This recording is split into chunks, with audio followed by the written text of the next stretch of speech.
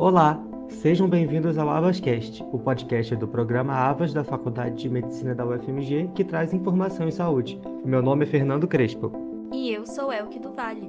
Nós somos estudantes de medicina do 6º período da UFMG. Nessa edição, vamos falar da segunda onda da pandemia da Covid-19.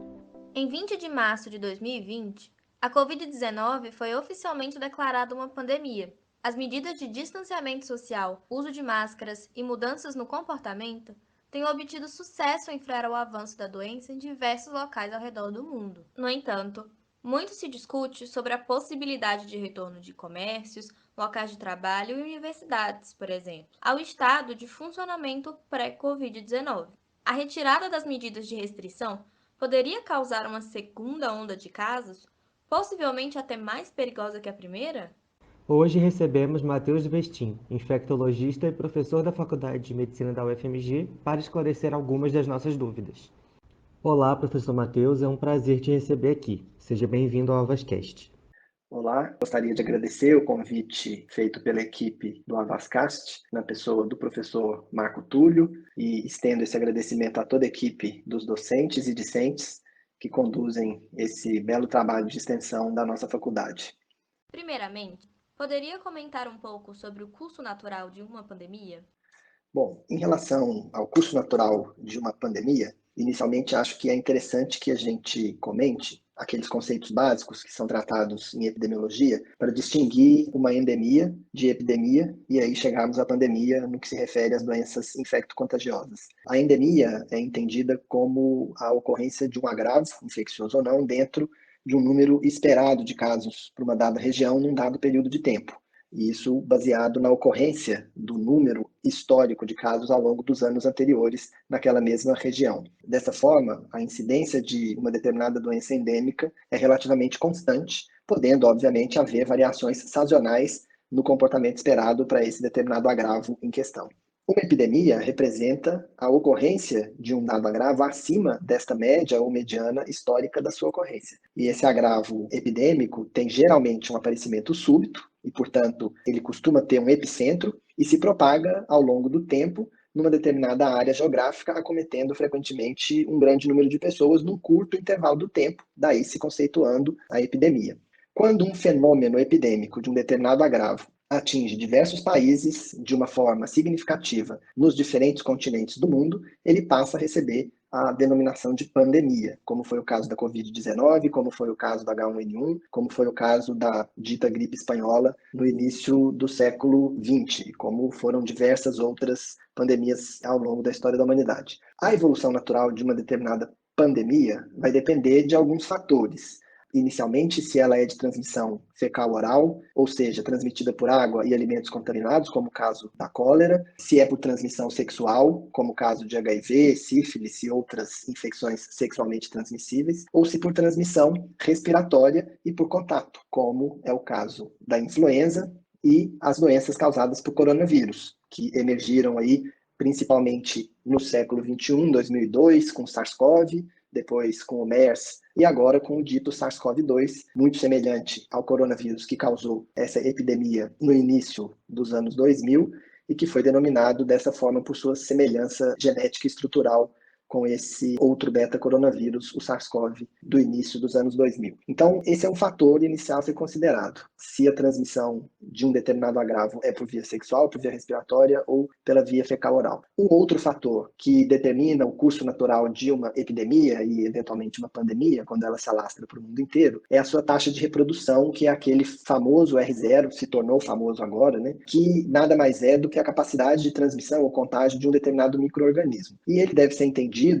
do ponto de vista teórico, como a capacidade de que um indivíduo infectado tem de transmitir para quantas outras pessoas um determinado agravo infeccioso numa dada população susceptível. Isso nos leva a uma reflexão importante de que esse R0 é um conceito teórico inicial de uma determinada infecção, ou seja, sua taxa de reprodução, sua capacidade de transmissibilidade numa dada população susceptível. No curso de uma determinada epidemia ou pandemia, essa taxa de transmissão, se ela é de 1,5, 2, 3, ou seja, uma pessoa passa para 1,5 pessoa, para 2 ou para 3, e cada uma dessas vão passar para outras 1,5, 2, 3 pessoas, ele sofre alterações dinâmicas no tempo e passa a ser denominado de RT, que é a taxa de transmissão no tempo e que vai depender dos fatores em que a sociedade vai estabelecer para combater aquela epidemia e, naturalmente, vai depender também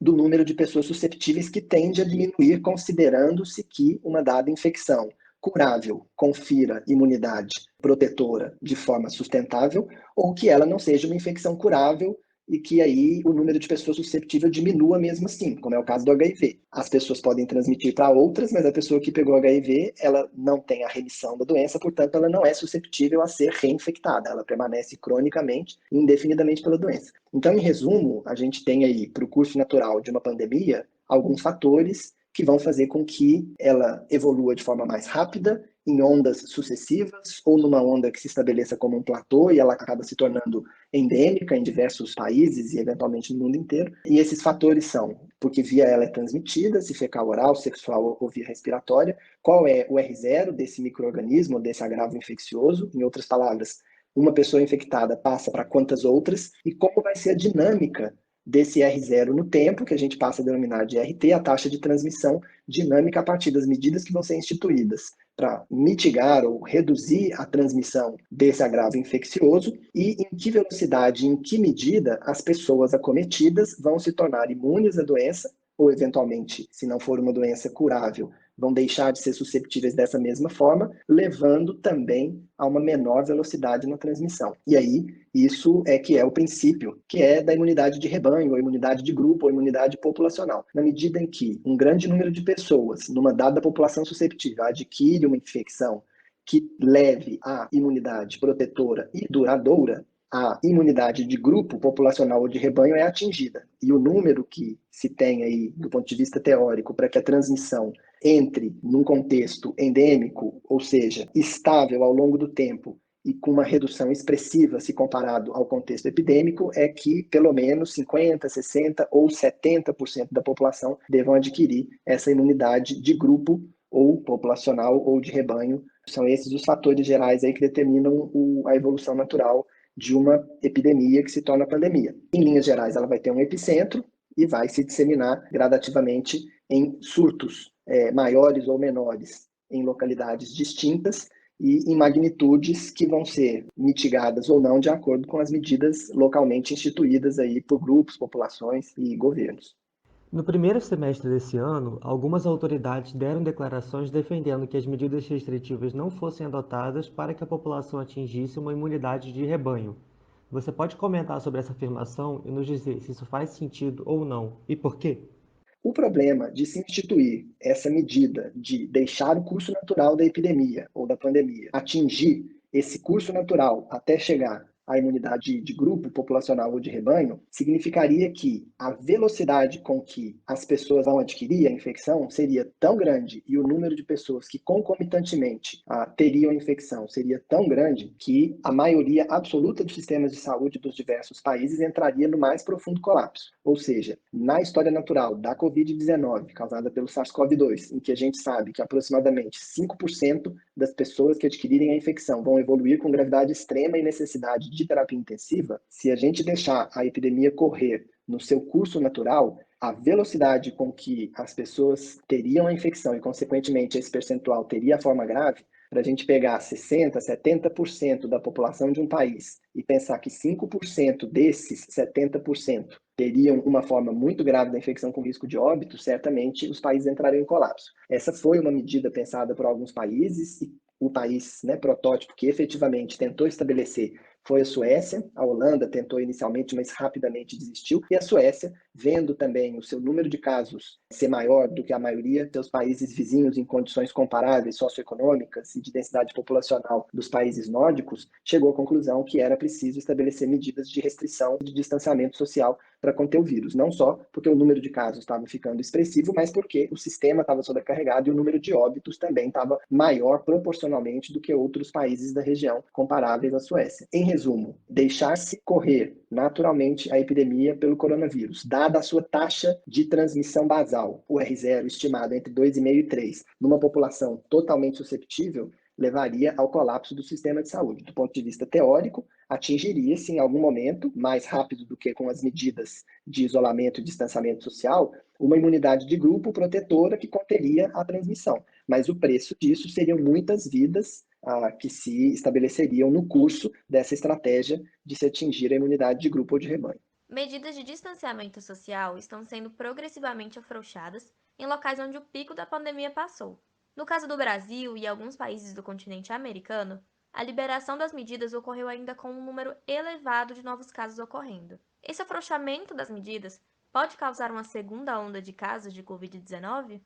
Bom, em relação às medidas de isolamento e distanciamento social, é preciso dizer que no contexto de um agravo respiratório infeccioso, cuja transmissão é principalmente pelo contato próximo entre duas pessoas, ao falar, tossir e respirar num ambiente fechado, e que a maioria absoluta dos surtos documentados foram de pessoas compartilhando o mesmo ambiente, houve a documentação muito forte de que é dessa forma que a doença se espalha com rapidez e que as medidas de isolamento e distanciamento foram absolutamente eficazes para diminuir a velocidade de transmissão do novo coronavírus e diminuir, portanto, a velocidade com que as pessoas, em grande número, se tornem infectadas e um percentual delas demande internação e isso leve a um colapso do sistema de saúde. Ou seja, nós temos aqui fazer o achatamento da curva, que foi muito dito aí ao longo desses meses de pandemia. Isso foi conseguido na maioria dos locais que, de forma melhor ou não tão boa assim, conseguiram implementar essas medidas de isolamento e distanciamento social. Isso é um fato já bem documentado. Na medida em que se atinge um determinado controle,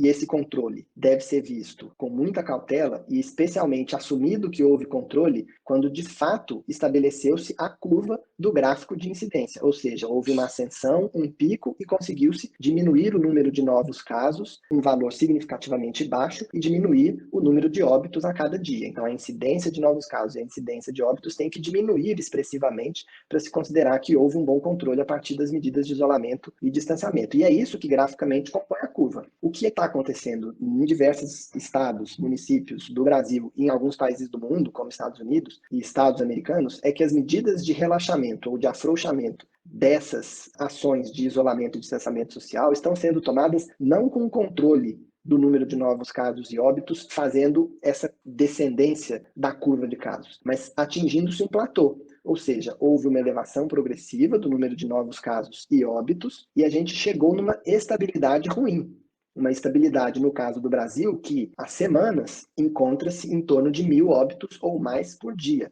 E de 40, 45, às vezes 50 mil novos casos por dia, o que é absolutamente trágico e não pressupõe que a gente possa relaxar de forma absoluta as medidas de isolamento e distanciamento social. O que deve ser feito são exatamente medidas setorizadas e localizadas em regiões que já tiverem com dados consistentes de algumas semanas de queda progressiva do número de novos casos. E aí não só a queda de casos e a queda de óbitos, como as outras medidas que conduzem a essas tomadas de decisão, como a disponibilidade de leitos de internação, a disponibilidade de leitos de CTI ou as respectivas taxas de ocupação, devem ser levadas em consideração. Então, o temor da segunda onda, ele é real. Há toda uma discussão, e a OMS, inclusive, defende que a gente, em nenhum lugar do mundo, saiu da primeira onda ainda. O que aconteceu foi um recrudescimento dos casos dentro de uma grande onda que vai ter altos e baixos, mas que nós ainda estamos globalmente vivendo a primeira onda e tendo recrudescência ou novo aumento de casos em países na medida em que essas medidas são flexibilizadas ou relaxadas. Então, essa é uma discussão conceitual que é menos importante do que se atentar para o fato de que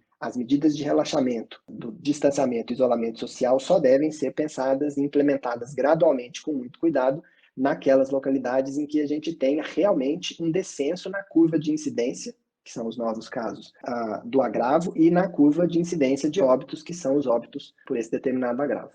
Na pandemia de gripe espanhola, a segunda onda de casos foi mais grave e ocasionou mais óbitos do que a primeira onda. No caso da pandemia por coronavírus, professor, pelos conhecimentos atuais da doença, a tendência de surtos localizados após a primeira onda ou da ocorrência de uma segunda grande onda de casos, iniciando-se nas estações de outono e inverno do hemisfério norte?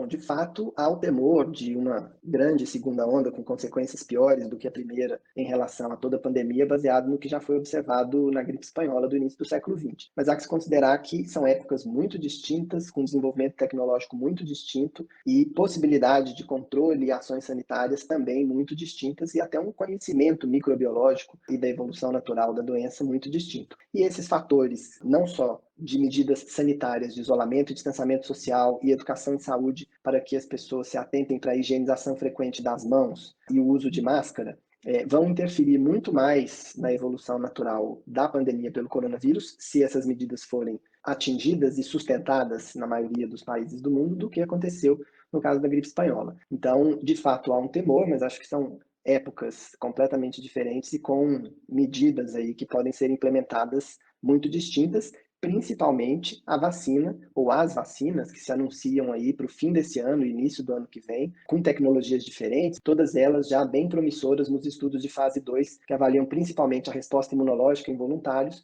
e a segurança dessas vacinas. Então é bem possível que a história natural seja bem diferente no caso da pandemia do coronavírus, se comparado à gripe espanhola, muito em função do melhor conhecimento da doença, do seu mecanismo de transmissão e da possibilidade de forma global e com uma comunicação em massa pelos meios que nós dispomos hoje de fazer esse processo de educação em saúde, por mais que haja relutância de segmentos da população e, incrivelmente, de alguns governantes, como no caso do Brasil e dos Estados Unidos, seus respectivos presidentes, mas que a gente tem essa possibilidade de transmitir as informações e mudar o curso natural da pandemia pelas medidas sanitárias e, mais especificamente, pela vacina, que muito provavelmente vai se mostrar eficaz nos estudos de fase 3 e vai ser uma ótima novidade para que a gente mude, de fato, o curso natural da pandemia ao longo de 2021.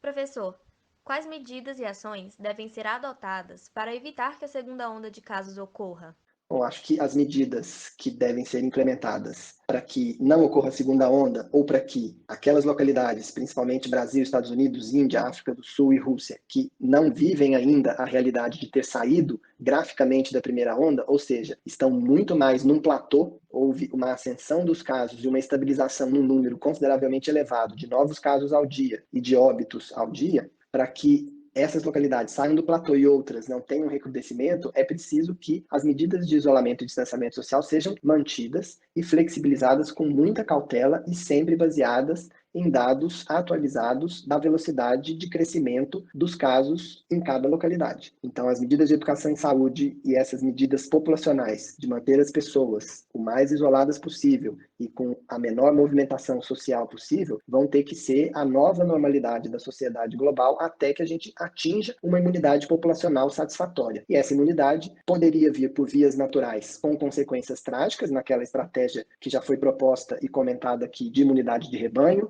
por curso natural da infecção e um grande número de pessoas da população adquirir a infecção, se tornar imune e interromper a cadeia de transmissão. Mas o custo seria trágico e inaceitável de muitas mortes num curto período de tempo, pelo grande número de pessoas que adquiririam a infecção nesse mesmo curto período de tempo, e a gente sabe que para o coronavírus, em torno de 5% vão evoluir com muita gravidade e necessidade de CTI. Haveria um colapso do sistema de saúde. Então nós teremos aí, em breve, a vacina, e essa vai ser certamente a medida derradeira para que a gente mude a história natural e previna a ocorrência não só da segunda, como de sucessivas ondas que essa pandemia vai nos impor até que a gente atinja um controle efetivo por uma imunidade populacional a partir de vacina. Até lá, nós vamos ter que nos basear nesses indicadores de número de novos casos ao dia, número de novos óbitos ao dia, taxa de ocupação de leitos hospitalares e de leitos de terapia intensiva, para que a gente relaxe gradualmente e restrinja novamente as medidas de distanciamento e isolamento social. E aí, independente de haver ou não esse relaxamento, as medidas de conscientização e educação em saúde devem ser sempre tomadas como foco no combate à pandemia. Porque, mesmo com o relaxamento das medidas de isolamento e distanciamento social, se as pessoas souberem se portar de forma diferente nos ambientes, falando menos, se comunicando menos, usando sempre a máscara, se encostando menos, fazendo higienização frequente das mãos com álcool e limpando os ambientes mais frequentemente com alguma substância desinfetante, nós vamos poder voltar a algum grau de normalidade das atividades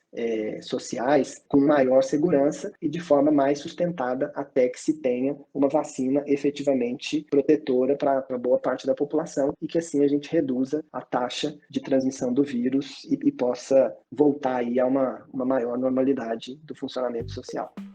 O programa de hoje termina aqui. Agradecemos a participação do professor Matheus Westin.